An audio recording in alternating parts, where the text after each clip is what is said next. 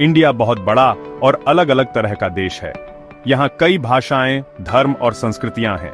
इस डाइवर्सिटी को मैनेज करने के लिए हमारे नेताओं ने फेडरल सिस्टम ऑफ गवर्नमेंट चुना। इसका मतलब है कि पावर केंद्र सरकार और राज्य सरकारों के बीच बंटी हुई है। इसे एक बाइसिकल व्हील की तरह समझो। बीच का हब सेंट्रल गवर्नमेंट है और स्पोक्स स्टेट्स हैं। व्हील तब सबसे अच्छा काम करता है जब हब और स्पोक्स मजबूत हों और साथ मिलकर काम करें। पावर की ये शेयरिंग इंडिया की एकता और प्रोग्रेस के लिए बहुत जरूरी है। सेंट्रल गवर्नमेंट देश के इंपॉर्टेंट मैटर्स देखती है, जैसे डिफेंस और foreign policy. State governments local issues देखती हैं, जैसे एजुकेशन और हेल्थ केयर। लेकिन सेंटर और स्टेट्स के बीच सही बैलेंस बनाना एक ऑनगोइंग प्रोसेस है। कभी कभी इस बात पर डिसएग्रीमेंट्स होते हैं कि किसके पास ज्यादा पावर होनी चाहिए या सर्टेन इश्यूज पर कंट्रोल किसका होना चाहिए। यहीं पर आनंदपुर साहिब रेजोल्यूशन, वेस्ट बंगाल मेमोरेंडम और सरकारिया और पंछी कमीशंस की रिकमेंडेशंस इंपॉर्टेंट हो जाती हैं। ये डॉक्यूमेंट्स इन चैलेंजेस को एड्रेस करने और इंडियन फेडरलिज्म को स्ट्रांग बनाने की कोशिशों को रिप्रेजेंट करते हैं।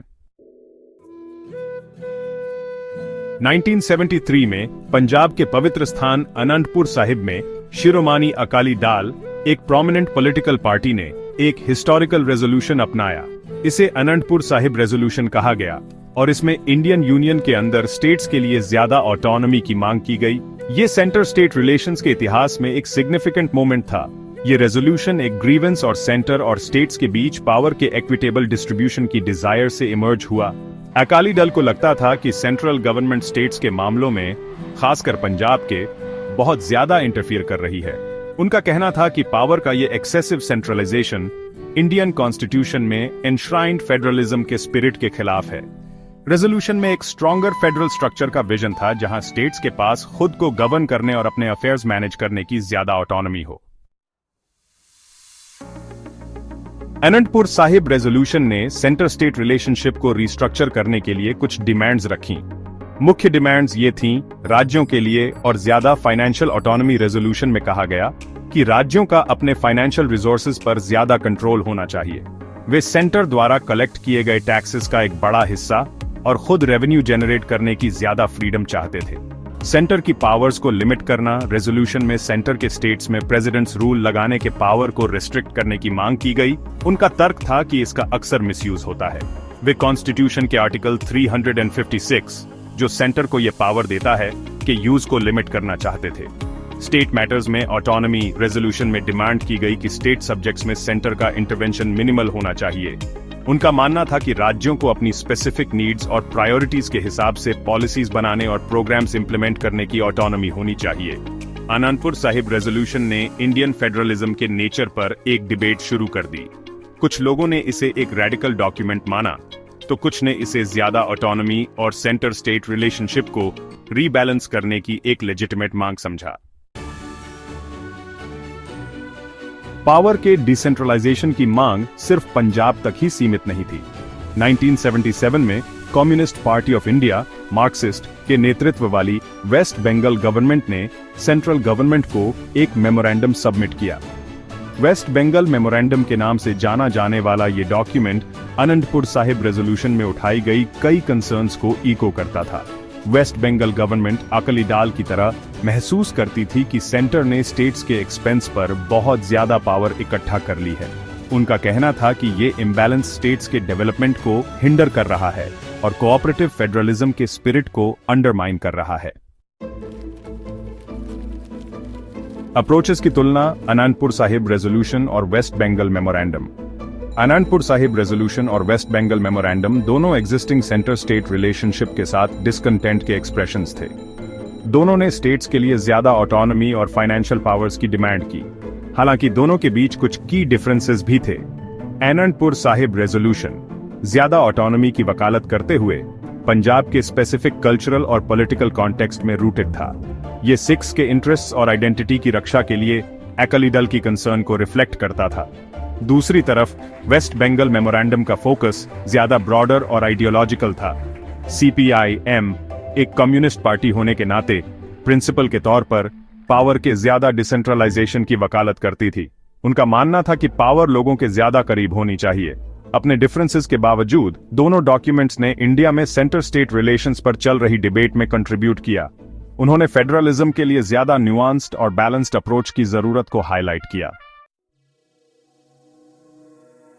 स्टेट्स की ज्यादा ऑटोनॉमी की बढ़ती डिमांड्स और सेंटर स्टेट रिलेशंस के ब्रॉडर चैलेंजेस को एड्रेस करने के लिए इंडियन गवर्नमेंट ने 1983 में एक कमीशन अपॉइंट किया। रिटायर्ड सुप्रीम कोर्ट जज जस्टिस आर.एस. सरकारिया की अध्यक्षता में कमीशन को इंडियन कॉन्स्टिट्यूशन के वर्किंग को रिव्यू करने और सेंटर स्टेट रिलेशंस को इंप्रूव करने के मेजर्स सजेस्ट करने का काम सौंपा गया। सरकारिया कमीशन ने एक्सटेंसिव कंसल्टेशंस और डिलिबरेशंस के बाद 1988 में अपनी रिपोर्ट सबमिट की।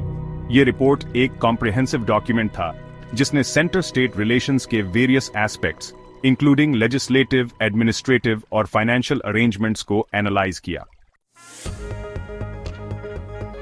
सरकारिया कमीशन ने इंडिया में फेडरलिज्म को स्ट्रांग बनाने के लिए कई सिग्निफिकेंट रिकमेंडेशंस दी। सबसे पहले कमीशन ने एक इंटर स्टेट काउंसिल एस्टैब्लिश करने की रेकमेंड की, एक परमानेंट बॉडी जहां सेंटर और स्टेट्स कॉमन इंटरेस्ट के इश्यूज डिस्कस और रिजॉल्व कर सकें। ये काउंसिल डायलॉग और कोऑपरेशन के लिए एक प्लेटफॉर्म का काम करेगा, कोलैबोरेटिव फेडरलिज्म के स्पिरिट को फॉस्टर करेगा। दूसरा, कमीशन ने स्टेट्स को ग्रेटर फाइनेंशियल डेवोल्यूशन की जरूरत पर जोर दिया। उन्होंने सजेस्ट किया कि सेंटर को सेंट्रल टैक्सेस में स्टेट्स का शेयर बढ़ाना चाहिए और उन्हें अपने रिसोर्सेज जुटाने में ज्यादा फ्लेक्सिबिलिटी देनी चाहिए। आखिर में कमीशन ने गवर्नर के रोल के कंट्रोवर्शियल इश्यू को एड्रेस किया, जिसे अक्सर सेंटर का एजेंट माना जाता है। उन्होंने रेकमेंड किया कि गवर्नर को इम्पार्शियली और कॉन्स्टिट्यूशन के हिसाब से काम करना चाहिए, स्टेट की डिग्निटी और ऑटोनॉमी को अपहोल्ड करना चाहिए। सरकारिया कमीशन की रिपोर्ट एक लैंडमार्क डॉक्यूमेंट था जिसने सेंटर स्टेट रिलेशंस को इंप्रूव करने के लिए एक रोड मैप प्रोवाइड किया। सरकारिया कमीशन के बाद भी सेंटर स्टेट रिलेशंस पर डिबेट जारी रही। 2007 में इंडियन गवर्नमेंट ने इस इश्यू को और एग्जामिन करने के लिए एक और कमीशन अपॉइंट किया, जिसके हेड इंडिया के पूर्व चीफ जस्टिस एम.एम. पंछी थे। पंछी कमीशन ने सरकारिया कमीशन के काम पर बिल्ड करते हुए 2010 में अपनी रिपोर्ट सबमिट की। कमीशन ने कई रिकमेंडेशंस दी, जिनमें एग्जिस्टिंग फेडरल इंस्टीट्यूशंस जैसे इंटर स्टेट काउंसिल और फाइनेंस कमीशन को स्ट्रांग बनाने की जरूरत शामिल थी, ताकि सेंटर और स्टेट्स के बीच बेटर कोऑर्डिनेशन और कोऑपरेशन हो सके। इसके अलावा कमीशन ने नेशनल डेवलपमेंट काउंसिल, जो प्राइम मिनिस्टर और चीफ मिनिस्टर्स की एक बॉडी है, को रिवाइटलाइज करने का सुझाव दिया, ताकि नेशनल डेवलपमेंट प्लान्स डिस्कस और फॉर्मुलेट किए जा सकें। आखिर में कमीशन ने कॉन्स्टिट्यूशन की कॉन्करेंट लिस्ट, जो उन सब्जेक्ट्स को आउटलाइन करती है जिन पर सेंटर और स्टेट्स दोनों लॉज बना सकते हैं, को रिव्यू करने की रेकमेंड की, ताकि क्लैरिटी इंश्योर हो सके और लेजिस्लेटिव कॉन्फ्लिक्ट से बचा जा सके। पंछी कमीशन की रिकमेंडेशंस ने इंडिया में फेडरलिज्म के डिस्कोर्स को और एनरिच किया, सेंटर स्टेट रिलेशंस के इवॉल्विंग नेचर को हाईलाइट किया। इंडियन फेडरलिज्म की जर्नी कोऑपरेशन और चैलेंजेस दोनों से मार्क्ड रही है। आनंदपुर साहिब रेजोल्यूशन और वेस्ट बंगाल मेमोरेंडम जैसे डॉक्यूमेंट्स सरकारिया और पंछी कमीशंस की रिकमेंडेशंस के साथ सेंटर स्टेट रिलेशंस की कॉम्प्लेक्सिटीज को नेविगेट करने में डायलॉग और अकोमोडेशन के स्पिरिट की इंपॉर्टेंस को अंडरस्कोर करते हैं। कोऑपरेटिव फेडरलिज्म, जहां सेंटर और स्टेट्स नेशनल डेवलपमेंट में इक्वल पार्टनर्स के रूप में साथ मिलकर काम करते हैं, इंडिया के प्रोग्रेस के लिए क्रूशियल है। हालांकि डिसएग्रीमेंट्स और डिफरिंग पर्सपेक्टिव्स हो सकते हैं, लेकिन डायलॉग, म्यूचुअल रिस्पेक्ट और कॉन्स्टिट्यूशन के प्रति कमिटमेंट के जरिए ही इंडिया अपने फेडरल फैब्रिक को स्ट्रांग बना सकता है और अपने सभी सिटीजन्स की वेल बीइंग इंश्योर कर सकता है।